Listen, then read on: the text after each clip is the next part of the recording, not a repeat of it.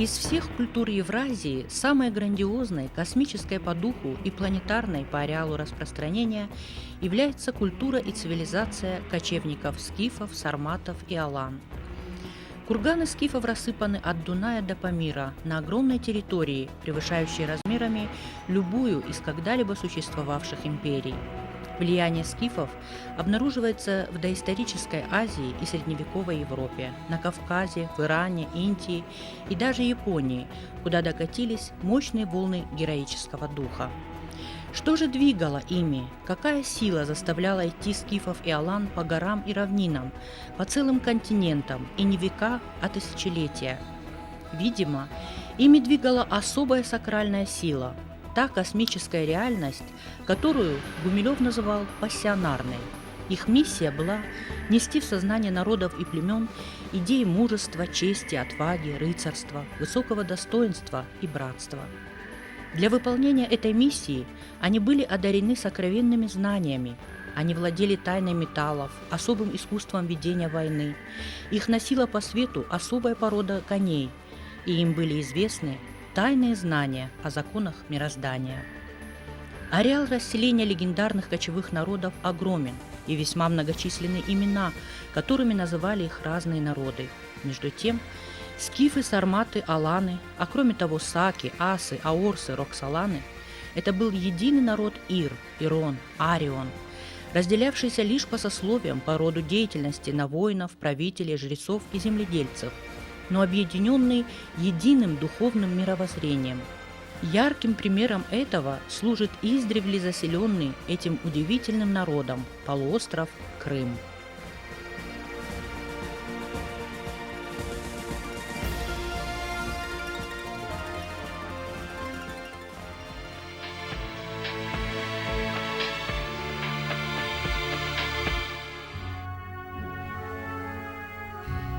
Полуостров Крым – один из самых удивительных уголков Земли. В силу своего географического положения на стыке Европы и Азии он стоял на пути исторических перемещений разных народов. Интересы многих стран и целых цивилизаций сталкивались на этой сравнительно небольшой территории.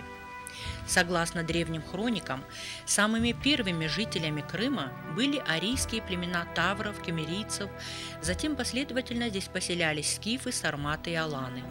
По одной из версий, название полуострова Таврида произошло от древнегреческого слова «таурос», что означает «быки», поскольку у местных жителей существовал культ быка.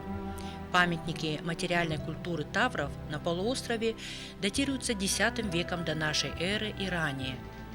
Найдены остатки нескольких укрепленных поселений с циклопической кладкой стен, святилищ, в том числе пещерных, а также могильников, так называемых таврских каменных ящиков, с иногда сопутствующими им менгирами и крамлехами. Тавры сформировались на рубеже бронзового и железного веков. Они занимались скотоводством и вели кочевой образ жизни в горах. А каменные ящики и мегалитическая культура являются абсолютно идентичными северокавказским захоронениям и строениям эпохи бронзы. В осетинской традиции они именуются Сарсиат-Инганта, Аманарта-Бенатта. В могильниках тавров находили короткие кинжалы, железные мечи акинаки, точно такие же, как у скифов, крестообразные изделия, подвески в виде бараньих рогов, сосуды с черной блестящей поверхностью. На рубеже Р население Крыма часто именовали как тавро-скифы. Согласно Велесовой книге, тавры основали в VIII веке до нашей эры на побережье Крыма два города.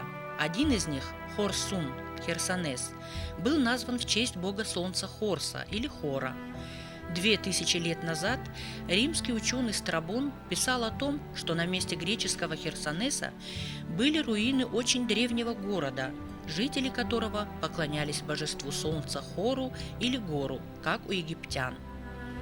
Именно в этом районе в 90-х годах XX века были обнаружены древние подземные и подводные пирамиды. По-видимому, изначально они были надземными, но оказались засыпанными вследствие всемирного потопа. Как оказалось, 7 крымских пирамид являются частью единой планетарной системы сакральных центров и находятся на одной линии, соединяющей тибетские пирамиды, английский Стоунхендж, Бермудский треугольник и остров Пасхи. Возраст крымских пирамид оценивается учеными не менее чем 7-10 тысяч лет. Было установлено, что крымские пирамиды связаны между собой туннелями и имеют внутри генераторные кристаллы, вырабатывающие тонкие духовные энергии разных качеств, которые затем распространяются по всему земному шару. Крымские пирамиды возводились для выполнения ритуальных обрядов. Необходимо помнить, что начиная с 8 и вплоть до 3 тысячелетия до нашей эры территория вокруг Черного моря входила в один религиозный комплекс, известный под названием Черноморские мистерии. Александр Барченко утверждал, что древние цивилизации могли обладать универсальными знаниями, источниками невидимой энергии и возможностями воздействия на человека на психотропном уровне. В книге «Тайны горного Крыма» сказано: «Земля священных пирамид ариев расточала свет хор». Весь Крымский полуостров был некогда застроен мощнейшими 2- и 3-этажными башнями, колодцами, обнесен стеной циклопической работы. На курганах сохранились обсервационные башни. Менгиры, дольмены, каменные ящики были гробницами-могильниками, приобретавшими значение святилищ, мест поклонения духам предков и богам.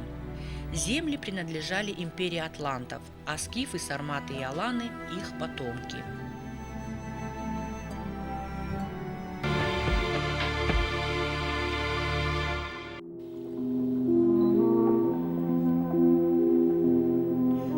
Ученые полагают, что не существует этнонима кемерийцы. Это общее название подвижного отряда скифов, населявших Северное Причерноморье и равнинную часть Таврики в IX-VII веках до нашей эры. А язык тавров и кемерийцев называют скифским или аланским. По одним сведениям, скифы пришли в Крым в конце VIII – начале VII века до нашей эры. По другим, они поселились здесь много раньше и могут считаться местным населением. В настоящее время в Крыму известно около 80 скифских городищ. Известны 4 скифских города. Крупнейший из них – Неаполь-Скифский, площадь около 20 гектаров, находящийся близ Симферополя. До появления скифов на этом плато жили тавры.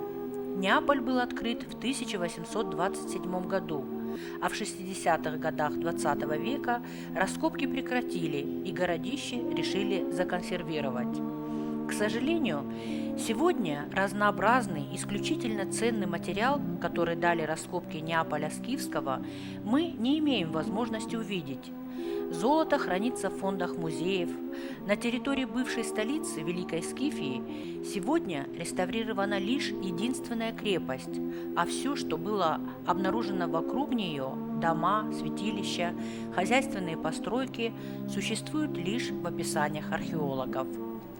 Цивилизация скифов оставила после себя множественные таинственные курганы и великолепные изделия из золота.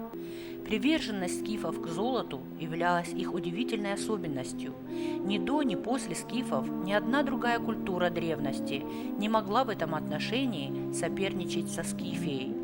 Золото считалось у них символом богатства, олицетворяло огонь, солнце, царскую власть и, что самое главное, вечную жизнь. Аланы пришли в Крым с Северного Кавказа во II веке нашей эры, и на протяжении, вплоть до позднего Средневековья, до 15 века, аланы проживали здесь у нас в Крыму и оставили значительный след. В 212 году нашей эры, доподлинно известно из письменных источников, это церковные летописи, аланами была основана крепость Судак. Пожалуй, это наиболее древний по дате первого письменного упоминания населенный пункт у нас на южном берегу Крыма. Я подчеркиваю, на южном берегу Крыма, за исключением Херсонеса и Пантикопея. 212 год нашей эры, и, как свидетельствует эта церковная летопись, Судак был основан как крепость. То есть можно сказать, что аланы положили начало фортификационному строительству у нас на южном берегу Крыма. В период позднего Средневековья у нас на территории юго-западной части Крыма существовала целая Аланская область, феодальное княжество, которое сейчас в научной литературе, в научных кругах известно под названием Малая Алания или же Крымская Алания. Главной крепостью Крымской Алании был Кыркор или Чуфут-Кале. История его восходит к седым векам. В древние времена здесь жили тавры, затем аланы-асы. В V-IV веках они возвели это удивительное укрепление. Одно из самых ранних его описаний принадлежит арабскому географу Абуль-Феде, побывавшему здесь в 1321 году. Кыркор находится в стране асов, аланов. Его имя значит по-турецки 40 крепостей. Это сильно укрепленный замок, основанный на неприступной горе. Наверху горы есть площадь, где жители страны в минуты опасности находят убежище. Все здесь дышит древностью. Время притаилось в каждом камне, в каждом черепке, лежащем на обочине старых улиц. Узоры стен шепчут нам свои уже позабытые тайны. О том, что здесь кипела жизнь, напоминают многочисленные строения и сооружения. Таинственным полумраком манят пещерные комплексы, вырубленные в теле скалы.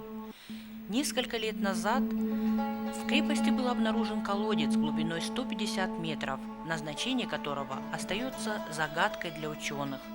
Но тем величественнее выглядят образы древних строителей пирамид и подобных шахт, созданных в скалах.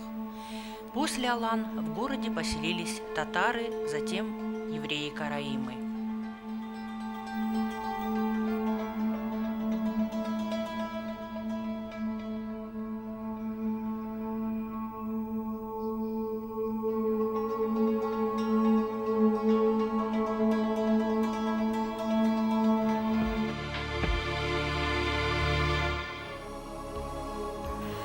В 212 году на юго-восточном побережье Крыма аланами была построена крепость Судак, что в переводе с осетинского аланского означает «чистый», ставшая основным аланским портом на Крымском полуострове. Из всех многочисленных и разнообразных архитектурных памятников Крыма она является наиболее впечатляющим строением. Целостная оборонительная система средневекового города прослеживается, несмотря на разрушения, практически во всех деталях. Размерами, мощностью, живописным расположением и прежде всего сохранностью Судакская крепость превосходит все укрепления, сохранившиеся у берегов Черного моря. Каким путем не подъезжать к Судаку, сушей или морем, открывающийся вид на долину, крепость, город заставляют затаить дыхание. Судакская крепость расположена на высокой конусообразной горе, получившей название Крепостной. Архитектурный ансамбль крепости на редкость удачно связан с окружающей природой. Кажется, будто безмолвные серые громады укреплений выросли на склонах горы из самых ее недр. Крепость была перестроена генуэзцами в 1475 году.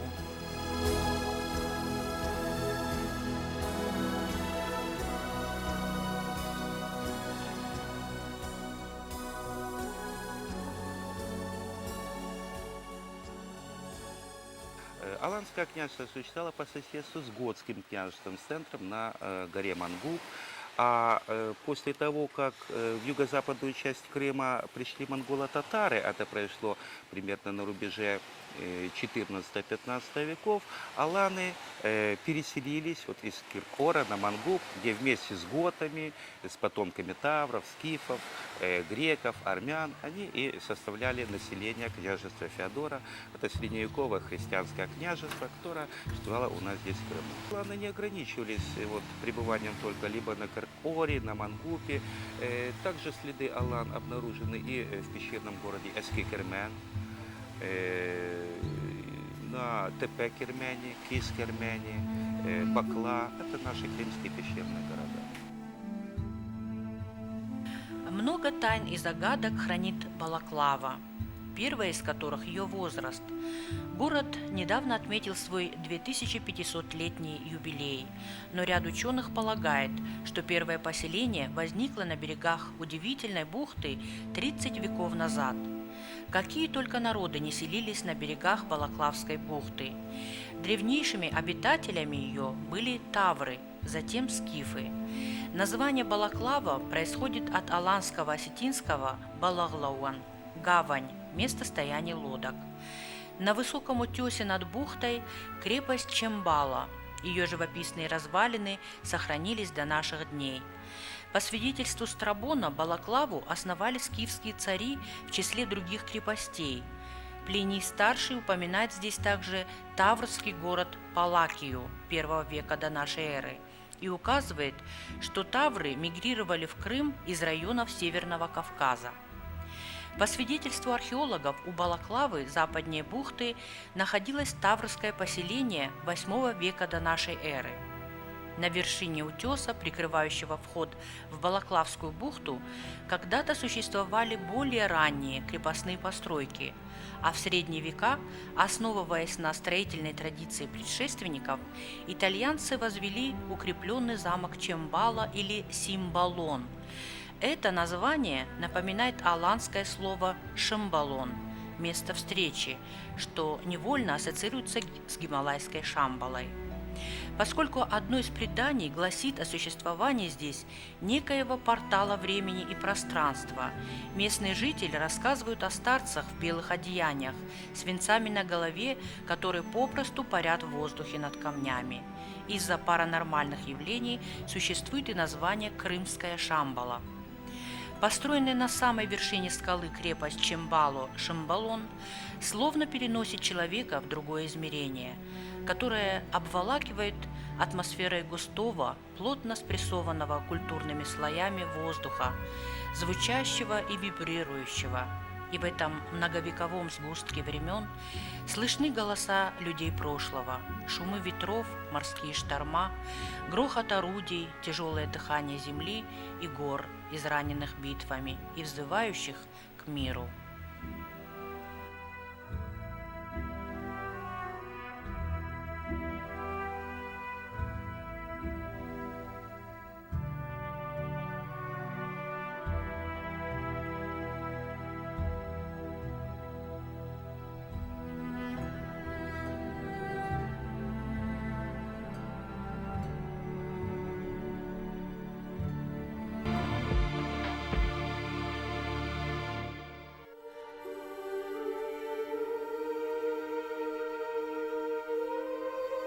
В Крыму очень много мест и городов, напрямую связанных со скифами, сарматами, аланами. Самые известные из них – Ардабда, Саки, Судак, Алония, Неаполь-Скифский, Алушта, Мангуб, Инкерман и многие другие. Собственно, все древние строения так или иначе восходят к именам первых поселенцев, а ими были тавры, затем скифы, сарматы и аланы. Свидетельством многовековой жизни алан в горах Тавриды являются и могильники. Мы находимся в урочище Алония близ Ялты. Что из себя представляет этот могильник? Он относится к алано-готской культуре, датируется IV-VIII веками нашей эры. Было найдено более 80 предметов экспедиции, среди них больше 60 из драгметаллов. Все эти вещи хранятся в Ялтинском историко-литературном музее и выставлены в Золотой кладовой музея. Это орлиноголовые пряжки, пряжки византийского круга, бронзовые, серебряные, с прямоугольными щитками, украшенные христианской символикой, крестами, изображениями львов, золотые серьги, украшенные альмандиновыми ставками, браслеты серебряные и бронзовые, многочисленные бусы из пасты, янтаря, глазчатые бусы, всевозможные украшения. То есть это очень богатые такие комплексы. Этот древний аланский некрополь сегодня, к сожалению, никем не охраняется, и поэтому, наряду со всего лишь десятками исследованных могил, в Валлонии наблюдаются сотни грабительских шурфов, навсегда лишающих нас возможности увидеть найденные черными копателями бесценные творения аланских мастеров.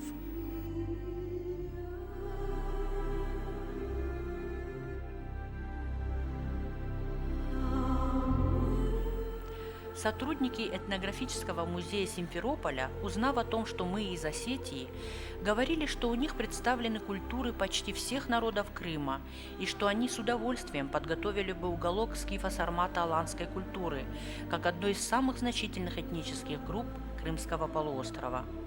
Они просили нас сообщить о своем пожелании во Владикавказе, чтобы наше правительство и музейные работники подготовили экспозиционный материал о предках осетинского народа для размещения его в крупнейшем музее Крыма.